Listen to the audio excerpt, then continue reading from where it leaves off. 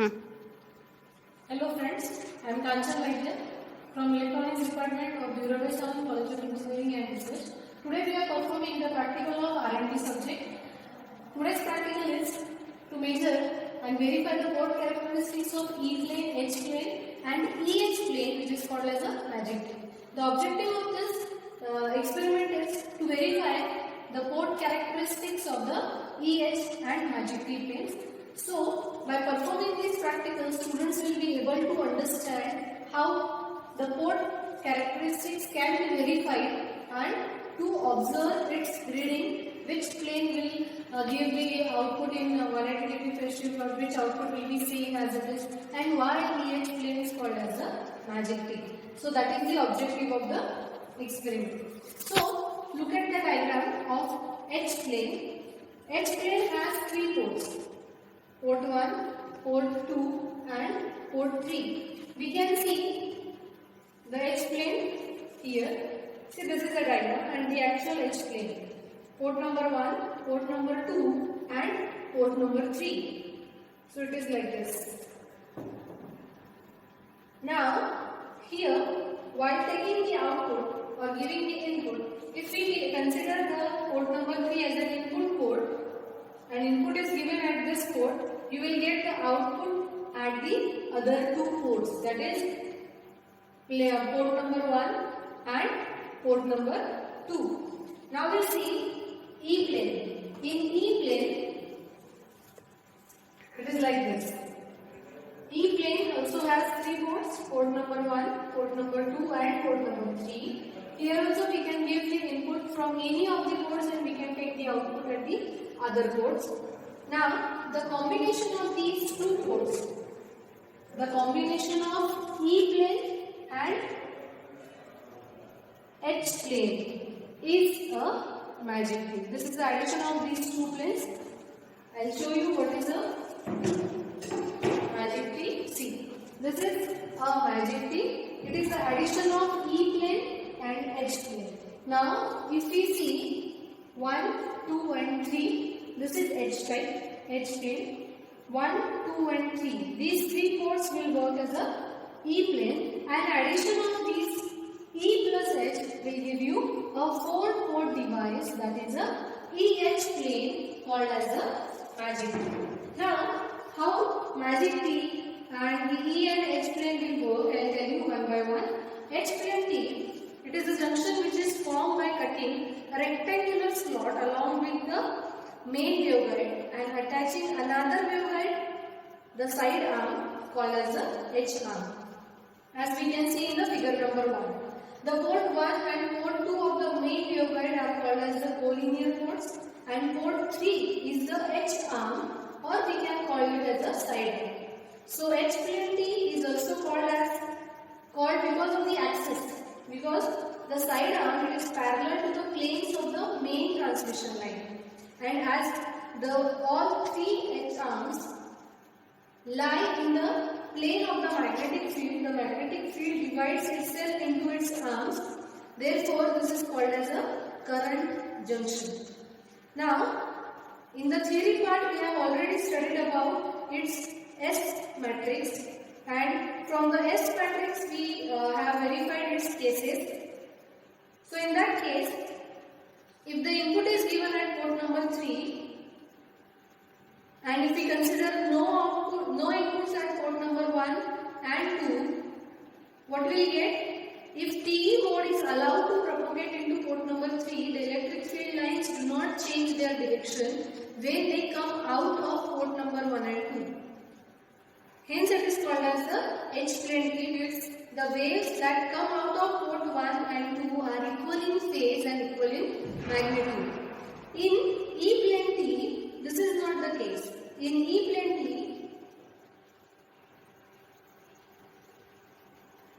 it is a rectangular slot which is cut along the broader dimension of the long waveguide, and the side arm is attached. See, as shown in the figure. Port number 1 and port number 2 are the collinear ports, and port number 3 is the E arm. Now, by having its scattering matrix and solving its, and if we verified its cases, we can conclude, or we have already theoretically studied that when an input is given at port number 3, it equally divides into port number 1 and 2, but introduces a phase shift of 180 degree between the two outputs. Hence, E-plane is also called as a 3 dB splitter, or it acts as a 3 dB splitter. Now we'll see a magic T. This is our setup where we have, as per the block diagram, first we have connected a klystron power supply. Now here in the klystron power supply we have to connect a beam voltage. Now here I have set it at 259. Repeller voltage we have to set from here, that is minus 210. When we set the beam voltage and repeller voltage, we get the current. Now here it is 12.6. So generally it should be greater than 10. Now this klystron power supply is connected to the klystron mount, from where the frequency is being generated. Now see, from this generator next to it a isolator is connected. Now from this isolator, it will not allow to flow in the reverse direction because it allows to flow only in one path, one direction only.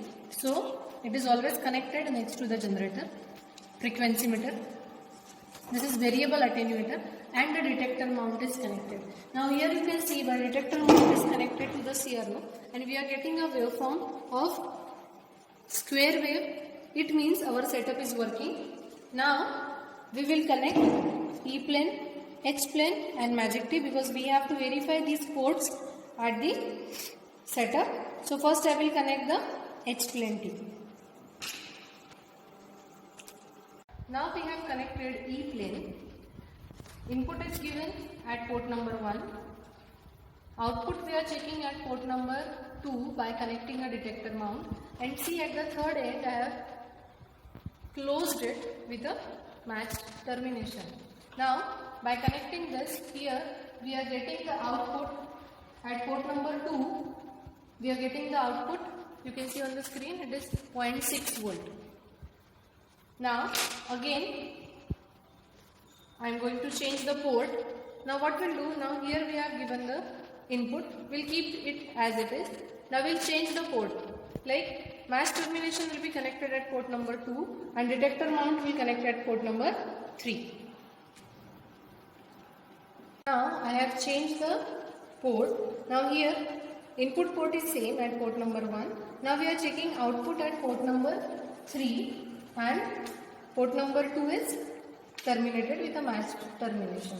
Now you can see we are getting output 0.5 volt here on the screen. Now see, as per the theory of E plane T, when input is given at port number 1 and we are checking at the outputs at the other port, that input is equally divided into port number 1 and port number 2, and it will give you a phase shift of 180 degree between the two outputs. See, in the earlier case we get the output in a positive way. Now here we are getting it 0.5 volt. It is in the minus form. So see whether this is our setup where we have, as per the block diagram, first we have connected a klystron power supply. Now here in the klystron power supply we have to connect a beam voltage. Now here I have set it at 259. Repeller voltage we have to set from here, that is minus 210. When we set the beam voltage and repeller voltage, we get the current. Now here it is 12.6. So generally it should be greater than 10. Now this klystron power supply is connected to the klystron mount, from where the frequency is being generated. Now see, from this generator next to it a isolator is connected. Now from this isolator, it will not allow to flow in the reverse direction because it allows to flow only in one path, one direction only. So it is always connected next to the generator. Frequency meter. This is variable attenuator, and the detector mount is connected. Now here you can see the detector mount is connected to the CRO, and we are getting a waveform of square wave. It means our setup is working. Now we will connect E plane, H plane and magic T, because we have to verify these ports at the setup. So first I will connect the H plane T. Now I have changed the port. Now here input port is same at port number 1. Now we are checking output at port number 3 and port number 2 is terminated with a matched termination. Now you can see we are getting output 0.5 volt here on the screen. Now see, as per the theory of E-plane T, when input is given at port number 1 and we are checking at the outputs at the other port, that input is equally divided into port number 1 and port number 2, and it will give you a phase shift of 180 degree between the two outputs. See, in the earlier case we get the output in a positive way. Now here we are getting it 0.5 volt. It is in the minus form. So see whether this is the property of E-plane, where it will give you an output of 180 degree phase shift. Now while taking the readings, this is an observation table. Now this is the observation table for E-plane T. This is the input port, output port and the other port. When we have given input voltage to port number 3, first we have to note down the input voltage, and when input is given at port number 3, here we will note down the output voltage at port number 1 and the port number 2, the same what we have done right now. Now the next case, we have to connect input at port number 1 and port number 2, and we have to take the output voltages at the respective other terminals. Now what we have to do, again remove this device from here, change it side. Now while connecting, one precaution everybody has to take, this is a rectangular waveguide. So shape is like this. This is B 1 cm and A 2.3 cm. So while connecting this and changing its position, make sure that we should not connect it like this, otherwise it will be in a vertical pose and the complete setup is in the horizontal rectangular waveguide. So while connecting it, change its direction in such a way that that rectangular portion will connect to its side only. So this way we have to change its position for E-plane and we have to take rest of the readings for port 1 and port 2. Now we will see H-plane by removing E-plane and connecting the H-plane. Now here we have connected H-plane. Just look at the setup. See how to connect. While connecting the ports, every time we have to use a screw and a nut for connecting the ports. So every time we have to connect it and change its ports. So diagonally if we connect only two nuts, that will be fine. So now across this H-plane, I have considered it at port number 1. Now at this port I have given an input, checking output at port number 2, and third port is terminated with a matched termination. Now you can see the output on the screen. Here the output voltage is 0.6 volt. So here see, now I will change the port start.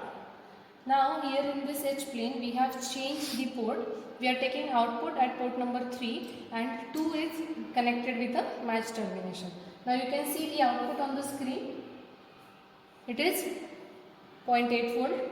Now see, while checking for H-plane T, whenever we give an input to one port and taking output at the other ports, we will get the output in phase and the magnitude is equal. Means when the wave that comes out of port 1 and port 2 are equal in phase and equal in magnitude. So this is how the H-plane works. As in E-plane we get a 180 degree phase shift, which is not the case in the H-plane. Now here we have connected a magic T. Now again see properly. Magic T is a combination of H-plane and E-plane. Now when we connect or when we place this waveguide in this way, it is a H-plane and this is a E-plane. The addition of these two is a magic T. Now look at this properly and I will explain you how we are connected. Now we have given, this is port number 3, 1, 2, 3 of H-plane, 1, 2, 3 of E-plane. Now if it is combined, see, so what we have done, now here we have given an input to the port number 3 of E-plane we have given an input. See, we have given an input to the port number 3 of H plane. We are taking output at port number 2 of H plane. Then we will see the output at port number 1 and see the fourth plane. This is the fourth plane. The output expected at this plane is 0 and we will see what we get. Now see, at port number 2 we get the output 0.8 volt. Now I will connect this detector mount towards the port number 1. I get the same output voltage at the screen. It is 0.8 volt. Now see what we have done. We are connecting the detector mount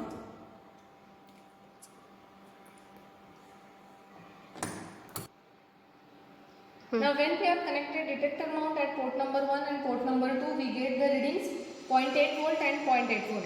But now we have connected it at port number 4. Now this is the port number 4. Why? Because we have checked it for E plane.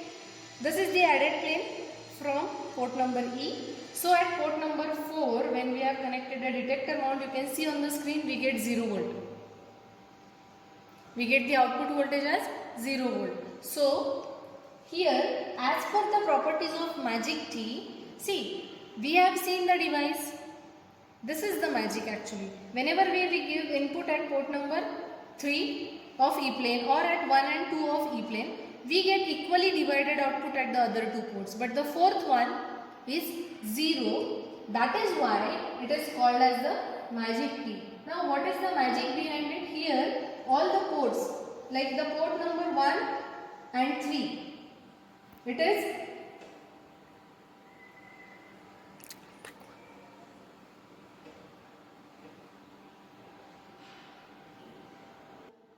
now here we have seen in the magic T, here these ports like the port number 1 and 2 is perfectly matched to the junction, and hence any other port junctions, like if any other two ports are perfectly matched to the junction, the remaining ports get matched.